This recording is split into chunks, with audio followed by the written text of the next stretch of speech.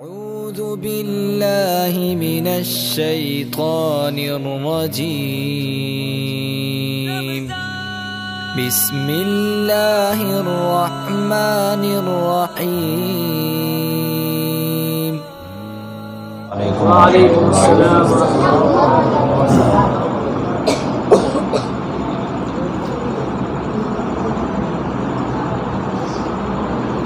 میں انشاءاللہ آج مختصر بات ہی کروں گا.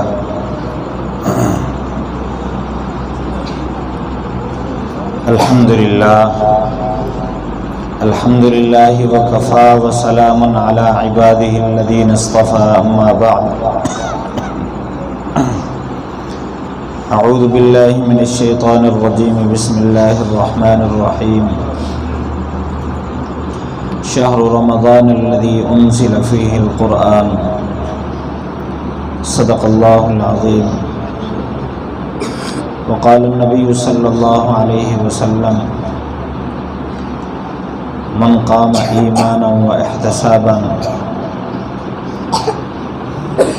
من قام في رمضان إيمانا واحتسابا غفر له ما تقدم من ذنبه أو كما قال عليه الصلاة والسلام. صدق الله وصدق رسوله النبي الكريم. اللهم صل على سيدنا ومولانا محمد وعلى آله وأصحابه وبارك وسلم. سب ساتھی درود شریف پڑھ. اللهم صل على سيدنا ومولانا محمد وعلى آله وأصحابه وبارك وسلم. اللهم صل على سيدنا ومولانا محمد وعلى آله وأصحابه وبارك وسلم. ہماری یہ ماہانہ مجلس ذکر انشاءاللہ تھوڑی دیر کے بعد ذکر ہوگا. اس موقع پر چند باتیں اپنی بیداری کے لیے اور اپنے احباب کو متوجہ کرنے کے لیے عرض کی جاتی ہیں. موقع کی مناسبت سے یہ بات عرض کرنا اور اس کو سوچنا اور اس کے لیے تیار ہونا میرے اور آپ سب کے لیے ضروری ہے کہ یہ جو مہینہ آ رہا ہے اس کی قیمت میں اور آپ اچھی طرح پیمائش نہیں کر سکتے. ہمیں اندازہ ہی نہیں ہے کہ یہ کتنی رحمتیں اور برکتیں لے کر آ رہا ہے. قرآن مجید میں اللہ تعالیٰ نے فرمایا من زحزح عن النار وادخل الجنت فقد فاز. جو جہنم سے بچا لیا گیا جنت میں داخل کر دیا گیا وہی کامیاب ہے.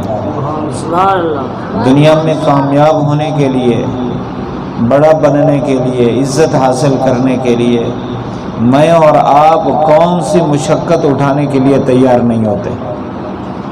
ہمیں کوئی آدمی یہ کہہ دے کہ آپ فلاں مشکل ترین کام کرو گے تو آپ کو اس روڈ کے قریب بہت بڑی کوٹھی ملے گی. میں اور آپ اپنے اندر کو دیکھیں, ہم سب بچوں کو بڑوں کو لگا دیں گے کہ کسی طرح یہ کام ہو جائے ہمیں کوٹھی مل جائے.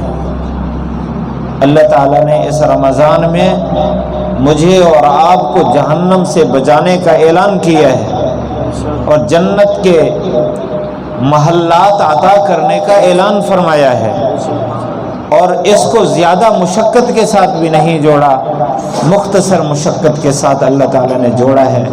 بس اتنا فرمایا کہ تمہاری جو مرضی ہے اس کو مٹا دو, مرضی کو مٹا دو, بس تمہارے لیے سب کچھ ہے. مولانا روم رحمۃ اللہ علیہ فرماتے ہیں ایک تاجر نے طوطا پال رکھا تھا اور اس کے ساتھ پیار کرتا, محبت کرتا. ایک دفعہ وہ تجارت کا سامان لینے کے لیے کسی دوسرے شہر میں جانے کا ارادہ کیا, مثلا یہاں سے کراچی, اسلام آباد, کسی بڑے شہر میں. تو سب گھر والوں سے پوچھا بھئی آپ کے لیے کیا لاؤں, وہاں سے کون سا تحفہ لاؤں. اماں ابا سے گھر والی سے، بیٹوں سے، بیٹیوں سے، سب سے پوچھا۔ ہر ایک نے اپنی چاہت اور اپنا شوق پیش کیا کہ اس شہر سے میرے لیے فلاں تحفہ لے آنا۔ بڑا پیار کرتا تھا اس طوطے کے ساتھ۔ اس سے پوچھا، ہاں آپ کی کوئی چاہت ہو؟ اس نے کہا، مجھے تحفہ نہیں چاہیے، میں ایک پیغام دیتا ہوں، میرا پیغام پہنچانا ہے۔ کہاں پہنچانا ہے؟ جس شہر میں آپ جا رہے ہیں اس شہر سے باہر باغ میں میرے ہم جنس طوطے ہوں گے، ان کو میرا یہ پیغام پہنچا دینا۔ جی کیا پیغام ہے؟ پیغام یہ ہے، آپ ان سے کہنا تمہارا ایک بھائی عرصہ دراز سے پنجرے میں بند ہے اور وہ رہائی کا طلبگار ہے۔ آپ لوگ تو عیاشی کر رہے ہیں، باغات میں پھر رہے ہیں، مجھے بھی کوئی راستہ بتائیں کہ میں بھی آپ کی طرح یوں آزاد پھروں۔ زبان سیکھا ہوا تھا، اس نے اپنے مالک کو یہ پیغام دے دیا۔ مالک گیا اس شہر میں، جا کر اس نے تجارت کا سامان خریدا۔ خریدنے کے بعد اس نے گھر والوں کے لیے تحفے تحائف خریدے۔ اس کو یاد آیا کہ مجھے طوطے نے بھی پیغام دیا تھا، تو وہ شہر سے باہر گیا، جنگل یا باغ میں جہاں بہت طوطے تھے، دیکھا سامنے طوطے بیٹھے ہیں، ان کو جا کر یہ پیغام پہنچایا کہ تمہاری جنس کا ایک آدمی ایک فرد میرے پاس ہے اور آپ کے لیے اس نے ایک پیغام بھیجا، میں وہ آپ کو پیغام پہنچانے آیا ہوں۔ جیسے اس نے یہ بات کہی تو سامنے والا جو طوطا بیٹھا تھا وہیں سے گرا اور اس نے پر یوں پھیلا لیے، گردن نیچے ڈال لی، بالکل سانس بند کر لیا، گویا مر گیا۔ تاجر نے دیکھا، بڑا افسوس کیا کہ میں نے ایک طوطے کی جان ضائع کر دی ہے، بڑا افسوس ہے، مجھے یہ پیغام نہیں پہنچانا چاہیے تھا۔ واقعی قفس میں اور پنجرے میں بند رہنا بڑا مشکل ہے، کتنا سخت ہے یہ زندگی۔ اس طوطے کو سناتے ہی میں نے اس کی جان لے لی، اس خوف میں اور اس پریشانی میں۔ وہاں سے واپس آیا افسوس کرتے ہوئے۔ سفر کر کے جب شہر پہنچا، تجارت کا سامان اس نے اپنی جگہ پر رکھا، گھر پہنچا، سب کو ملا، سب کو تحائف تقسیم کیے ان کی مرضی کے مطابق جو لایا تھا۔ آخر میں اس طوطے نے کہا کہ میں نے پیغام دیا تھا، کیا پہنچایا یا نہیں؟ اس نے کہا ہاں واقعی میں نے پہنچایا، لیکن مجھے افسوس ہے کہ میں نے جیسے پیغام پہنچایا سامنے بیٹھا طوطا گرا اور اس نے وہاں جان دے دی۔ جب یہ بات اس نے کی تو فوراً وہ طوطا جو پنجرے میں تھا وہ پھڑپھڑایا اور اس نے بھی اسی طرح جان دے دی۔ اب بڑا افسوس کر رہا ہے کہ ایک جان کو وہاں ضائع کیا، اتنا عرصے سے میرے ساتھ پیار محبت رکھنے والا یہ طوطا یہ بھی جان دے بیٹھا، کاش کہ میں اس کو پیغام نہ پہنچاتا۔ اس کو اس نے پنجرا کھول کر نکالا، وہ اکڑا پڑا تھا تو اس کو یوں چھت پر پھینک دیا۔ جیسے اس نے چھت پر پھینکا تو وہ طوطا پھر پھڑپڑاتا ہوا سامنے بیٹھ گیا۔ اب یہ دیکھ کر پریشان بھی، یہ کیا؟ اس نے کہا پیغام میں نے آپ کو دیا تھا کہ میں اس وقت جیل میں ہوں، میرے لیے آزادی کی کوئی صورت بتاؤ کہ میں آزاد ہو جاؤں۔ اس طوطے نے اپنے فعل کے ذریعے سے مجھے یہ بتایا کہ تو ان کے سامنے مر جا، جب مر جائے گا تو تجھے آزادی مل جائے گی اور تو یوں ہماری طرح باغات میں کھیلے گا، پھرے گا، دوڑے گا اور مرضی کا کھائے گا، پیے گا۔ تو میں نے تو اس کے سبق کو پورا کیا، اللہ نے اس سبق پر مجھے آزادی دی۔ اب السلام علیکم، میں تو جا رہا ہوں اپنے دوستوں کے پاس۔ مولانا روم رحمۃ اللہ علیہ یہ مثال دے کر بتاتے ہیں کہ میری اور آپ کی جانیں دکان میں پھنسی ہوئی ہیں، ملازمت میں پھنسی ہوئی ہے، کاشتکاری میں پھنسی ہوئی ہے، پیسہ بنانے اور مکان بنانے میں اور اولاد کو بیٹھو بیٹھو، غور سے سنو بات. جزاکم اللہ، اللہ آپ کی محبت قبول فرمائے. میری بات آپ غور سے سنیں، یہی آپ کی محبت ہوگی.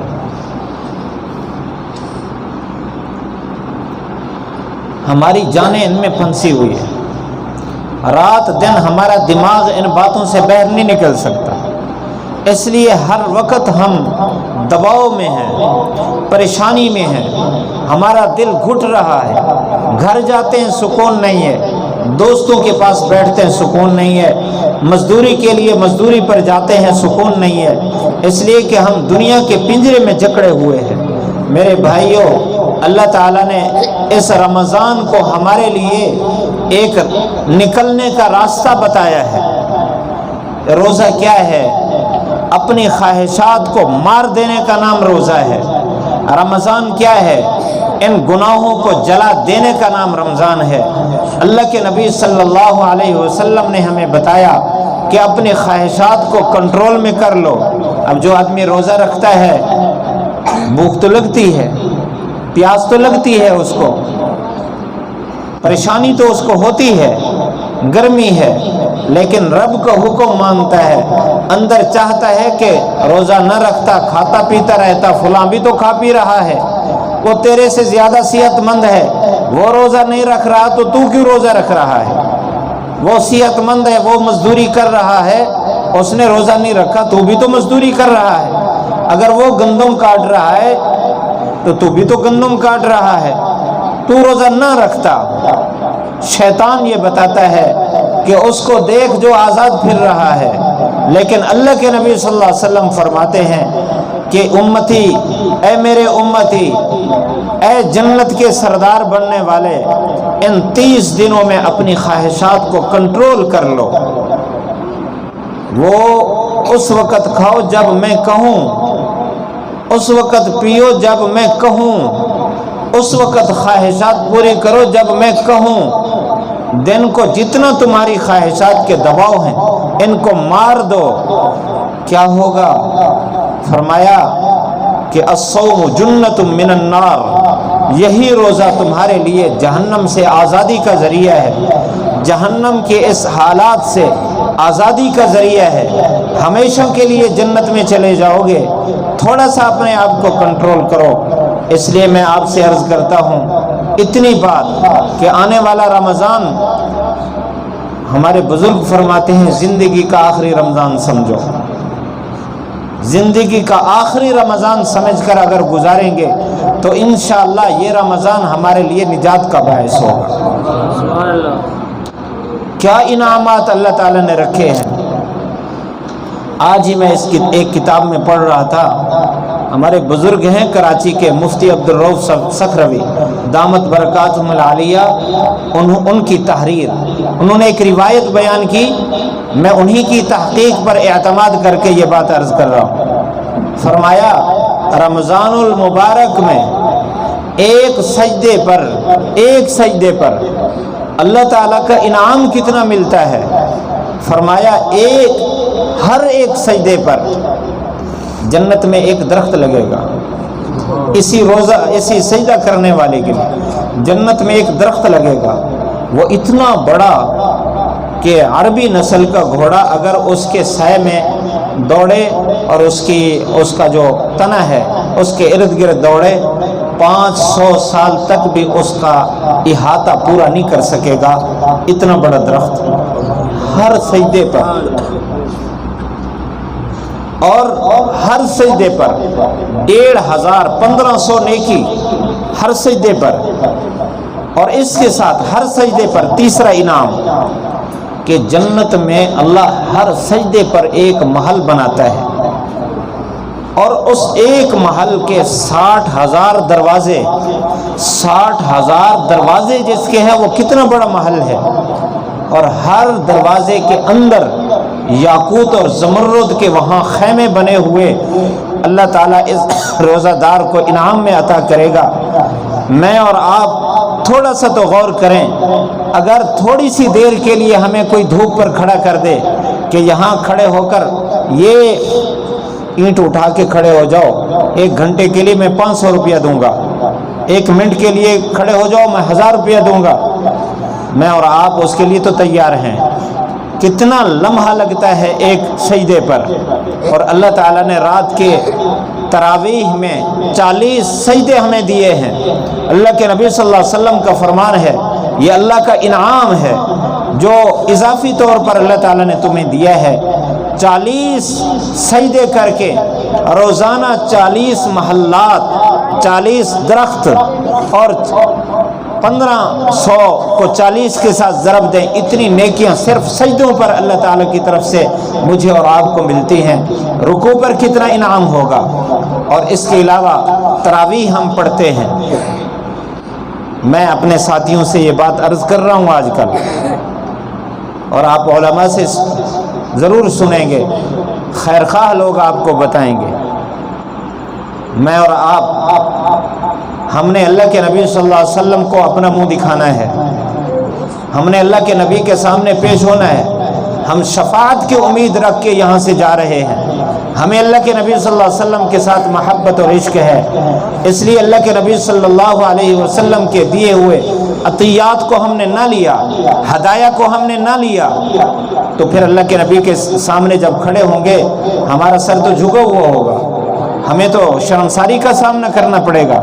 اس لیے اللہ کے نبی کے بتائے ہوئے ان انعامات کو وصول کیجئے۔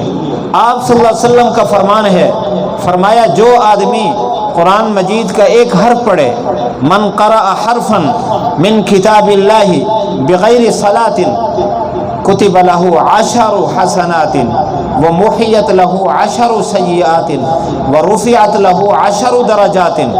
عام حالات میں اگر کوئی قرآن پڑھتا ہے، ہر حرف پر اللہ کی طرف سے 10 نیکیاں ہیں، 10 گناہ معاف ہیں، اور 10 درجات بلند ہوتے ہیں۔ فرمایا من قرأ حرفا من کتاب اللہ فی صلاتہ قاعدا، اگر کوئی آدمی بیٹھ کر قرآن مجید کی تلاوت کرتا ہے نماز میں، کھڑا نہیں ہو سکتا، بوڑھا آدمی ہے، نفل بیٹھ کر پڑھ رہا ہے، ہر حرف پر اس کو 50 نیکی ملتی ہے، 50 گناہ معاف ہوتے ہیں، 50 درجات بلند ہوتے ہیں۔ فرمایا من قرأ حرفا من کتاب اللہ قائما فی صلاتہ قائما، کھڑے ہو کر پڑھتا ہے، کتب له 100 حسنات ورفعت له 100 درجات ومحیت له 100 سیئات۔ فرمایا اگر کھڑے ہو کر قرآن پڑھتا ہے تو اس صورت میں ہر حرف پر 100 نیکیاں، 100 گناہ معاف، 100 درجات بلند ہوں گے۔ اور جب رمضان کا مہینہ آتا ہے تو ایک کو 70 کے ساتھ اللہ کی طرف سے ضرب دے کر اس کو اجر عطا کیا جاتا ہے۔ 100 کو 70 کے ساتھ ضرب دیں تو 7000 بنتا ہے، تو ہر حرف پر 7000 گناہ معاف، 7000 نیکیاں، 7000 درجات بلند ہیں۔ اور جو امام آگے پڑھ رہا ہے، اللہ کی رضا کے لیے پڑھ رہا ہے، یہ اس کے بھی کھاتے میں لکھا جا رہا ہے۔ جو مقتدی پیچھے سن رہے ہیں ان کے کھاتے میں بھی برابر کا ثواب لکھا جاتا ہے۔ اس وجہ سے اس موقع کو غنیمت سمجھیں۔ عموماً یہ ہوتا ہے کہ ہم اگر پہلے تو تراویح کے قریب نہیں آتے، بھئی اتنی دیر کون کھڑا ہو، سارے دن تو ہم مزدوری کرتے ہیں، اب تو ہمارے ٹانگوں میں درد ہے، ہماری کمر میں درد ہے، کیسے کھڑے ہوں؟ اگر اللہ کی قسم، اگر میرا اور آپ کا یقین اور اعتماد اللہ کی ذات پر بن جائے تو ہم نے ایسے بوڑھے لوگوں کو دیکھا ہے جن کی عمر 100 سال کے قریب اور 20 رکعت مکمل کھڑے ہو کر پڑھتے ہوئے میں نے خود دیکھا ہے۔ جن کو اللہ شوق عطا کرے ان کو توفیق مل جاتی ہے، ان کے لیے کوئی مشکل نہیں ہوتا۔ ان کو جب کہا گیا بزرگوں بیٹھ جاؤ، فرمایا کہ اللہ نے مجھے طاقت دی ہے، آپ مجھے کیوں روکتے ہیں؟ میں چاہتا ہوں کہ میں کھڑے ہو کر اللہ کا کلام سنوں، مجھے بھی نیکیاں چاہیے۔ ہم تلاش کرتے ہیں، پہلے تو قریب نہیں آتے۔ اگر ہمیں تراویح کا شوق ہو تو پھر انتظار کرتے ہیں، معلومات لیتے ہیں، کوئی ایسی مسجد ہو جس میں امام 20 منٹ میں 20 رکعتیں پڑھا کے فارغ ہو جائے، نام بھی بن جائے، کام بھی بن جائے۔ نام تو بنے گا، کام نہیں بنے گا۔ اگر ہمیں حروف سمجھ نہ آئے تو کس حرف پر ہمیں نیکی ملے گی؟ حروف سمجھ آئیں گے، الگ الگ سمجھ آئیں گے، یا پڑھ رہا ہے، عین پڑھ رہا ہے، لام پڑھ رہا ہے، میم پڑھ رہا ہے، واو پڑھ رہا ہے، نون پڑھ رہا ہے، یعملون میں ہمیں سمجھ آئے کیا پڑھ رہا ہے تو تب نیکیاں لکھی جائیں گی۔ جب ہمیں سمجھ نہ آئے کیا پڑھ رہا ہے، پھر بسا اوقات لوگ تراویح میں اچھے امام کے پیچھے پڑھتے ہیں، لیکن کیا ہوتا ہے زیادہ تر نوجوان پچھلی صف میں کھڑے ہونے کی کوشش کرتے ہیں. کیوں؟ اس لیے کہ امام صاحب نے تو پڑھنا ہے 1 رکوع، اس نے تو پڑھنا ہے 2 رکوع، اس نے تو 3 رکوع 1 رکعت میں پڑھنے ہیں. تو بزرگ نیک صالح لوگ تو اگلی صف میں ہیں، پیچھے بیٹھے ہیں گپ شپ کر رہے ہیں. جیسے امام نے اللہ اکبر کیا رکوع میں، فوراً فٹافٹ کھڑے ہو کر اللہ اکبر کہہ کے رکوع میں. کتنا بڑا نقصان کر لیا. حقیقت ہے یہ مذاق کی بات نہیں ہے.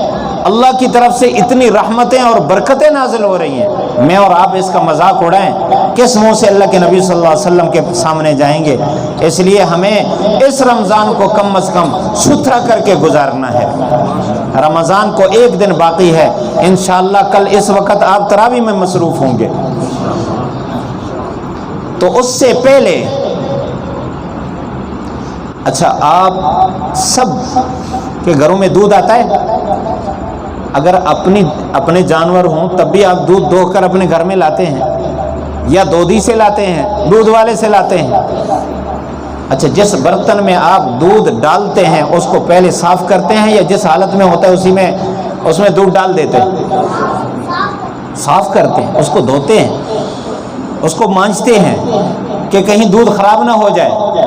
یاد رکھنا اللہ کے نبی صلی اللہ علیہ وسلم نے فرمایا کہ الصوم جنۃ ما لم یخرقها، یہ رمضان آپ کو جہنم سے بچائے گا بشرطے کہ آپ اس کو پھاڑیں نہ. یہ تمہارے لیے ایک دیوار ہے، ایک پردہ ہے، آپ کو جہنم کے قریب نہیں جانے دے گا روزہ، بشرطے کہ آپ اس کو پھاڑیں نہ. پھاڑنے کا کیا مطلب ہے کہ اگر میری آنکھ پاک نہیں ہے، روزہ ہے، اس کے باوجود میں نظریں گھماتا ہوں غیر محرموں کی طرف، میری زبان میں قرآن بھی جاری ہوتا ہے لیکن سارا دن گالیاں بھی دیتا ہوں، سارا دن غیبت بھی کرتا ہوں، سارا دن جھوٹ بھی بولتا ہوں، اسی زبان کے ذریعے سے لوگوں کو تکلیف بھی پہنچاتا ہوں، تو یہ میری زبان پاک نہیں ہے. کان کے ذریعے سے موبائل لیا ہوا ہے، رات کو گانے بھی سنتا ہوں، غلط آوازیں بھی سنتا ہوں، تو یہ میرے کان پاک نہیں ہے.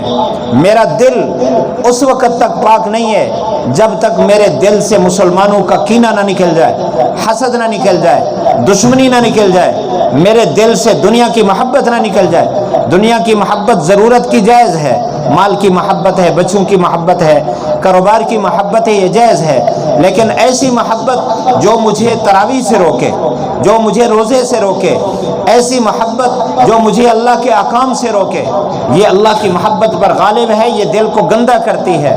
مجھے اور آپ کو ضروری ہے رمضان شروع ہونے سے پہلے میں اور آپ آنکھوں کو پاک کر لیں، زبان کو پاک کر لیں، کانوں کو پاک کر لیں، دل کو پاک کر لیں.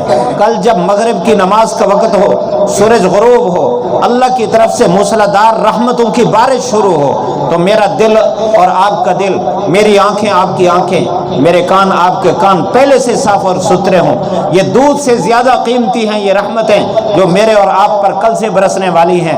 اس وجہ سے مجھے اور آپ کو سچی توبہ سے اس رمضان کو شروع کرنا ہے. اس سے پہلے ہم توبہ کر لیں، یا اللہ آج کے بعد باہر بھی، موبائل میں بھی کسی غیر محرم کو نہیں دیکھیں گے. آج کے بعد باہر بھی، موبائل کے ذریعے سے بھی گانے اپنے کانوں میں گانوں کی آواز نہیں آنے دیں گے. آج کے بعد اپنی زبان سے جھوٹ نہیں بولیں گے، غیبت نہیں کریں گے، کسی کا شکوہ گلہ نہیں کریں گے. آج کے بعد زبان سے گالی نہیں دیں گے. اگر عادت ہے گالی کی، کسی ساتھی کو متعین کر لیں، تو میرا نگران ہے، میری زبان سے بغیر سوچے سمجھے گالیاں نکلتی ہیں، تو مجھے متنبہ کرے گا. گھر والی کو کہہ دے کہ تو نے مجھے متنبہ کرنا ہے کہ میری زبان سے گالی نکلنی چاہیے رمضان کے مہینے میں. تو اگر ہم ان برتنوں کو پاک کر لیں، اللہ کی قسم میں یقین کر کے کہتا ہوں اللہ کے نبی صلی اللہ علیہ وسلم کے فرامین سچے ہیں. انشاءاللہ یہ رمضان ہمیں اس دنیا کے اس پنجرے سے، دنیا کی اس مصیبت سے، دنیا کے ان پریشانیوں سے، یہ رمضان ہمیں نکال کر اللہ والوں کی صف میں کھڑا کرے گا، جن کی جیب اگرچہ خالی ہو دل 100% اطمینان اور سکون میں ہوتا ہے، جن کی سوچیں اور فکریں انتہائی پاک، جن کی آنکھوں میں حیا، جن کے کان میں قرآن کی آواز آتی ہے یا خیر کی آواز آتی ہے، جن کی زبان پر خیر کی باتیں جاری رہتی ہیں، ان کی زبان پر گالی آ ہی نہیں سکتی، وہ ہمت ہی نہیں رکھتے گالی نکالنے کے، ہمت ہی نہیں رکھتے جھوٹ بولنے کے، ہمت ہی نہیں رکھتے وہ کسی کی غیبت کرنے کے۔ اللہ ہمیں انہی کی صفوں میں کھڑا کرے گا، پھر انشاءاللہ یہ جسم گھر میں ہوگا، گھر میں برکتیں، یہ جسم دکان پر ہوگا، دکان میں برکتیں، یہ جسم کھیت میں ہوگا، کھیت میں برکت ہوگی، جہاں یہ جسم پھرے گا ہر طرف برکت ہی پھیلاتا پھرے گا۔ انشاءاللہ جب موت کا وقت آئے گا اللہ کی طرف سے انعامات لے کر فرشتے ہمارے سامنے ہوں گے، گلدستے لے کر سامنے ہوں گے۔ انشاءاللہ جب قبر میں جائیں گے وہاں بھی اللہ کی طرف سے رحمتیں برسیں گی، حشر میں جائیں گے سایہ عرش کا نصیب ہوگا اور جنت کے ان نعمتوں کا پہلے سے تیار ہماری انتظار میں ان کو کہا جائے گا، تمہاری طرف سے مشقتیں اٹھانے والے، جنہوں نے روزے رکھ کر، جنہوں نے سجدے کر کر یہ درخت لگائے تھے، یہ محلات بنائے تھے، آج ان کو آباد کرنے والے آ رہے ہیں۔ جنت بھی خوش ہوگی، جنت کے محلات بھی خوش ہوں گے، ہمارے لیے جہنم کے دروازے بند ہوں گے۔ انشاءاللہ ہم آج عہد کر کے یہاں سے اٹھیں گے، انشاءاللہ یہ رمضان ہم نے دن اور رات کر کے پوری محنت کے ساتھ گزارنا ہے۔ میں آپ سے یہ نہیں کہتا آپ مزدوری چھوڑ دیں، کاشتکاری چھوڑ دیں، آپ کی فصل کا موسم آ رہا ہے آپ فصل چھوڑ دیں، میں نہیں یہ کہتا۔ اللہ کے نبی صلی اللہ علیہ وسلم نے ہمیں ایسے احکام نہیں دیے کہ جس سے دنیا کے سارے کاروبار چھوٹ جائیں، اتنا ہے آنکھ محفوظ رہے، دکان پر بیٹھا ہے فصل کاٹ رہا ہے، مزدوری کر رہا ہے، زبان محفوظ رہے، کان محفوظ رہیں، آنکھیں محفوظ رہیں اور حلال کمائی لے کر آئے، انشاءاللہ گھروں میں برکتیں ہوں گی۔ جب رمضان مکمل ہوگا اصل عید ہماری وہ ہوگی جو رمضان کے صحیح آداب سے گزارنے کے بعد ہمیں نصیب ہوگی۔ اللہ تعالیٰ مجھے اور آپ کو عمل کرنے کی توفیق نصیب فرمائے۔ وآخر دعوانا ان الحمد للہ رب العالمین۔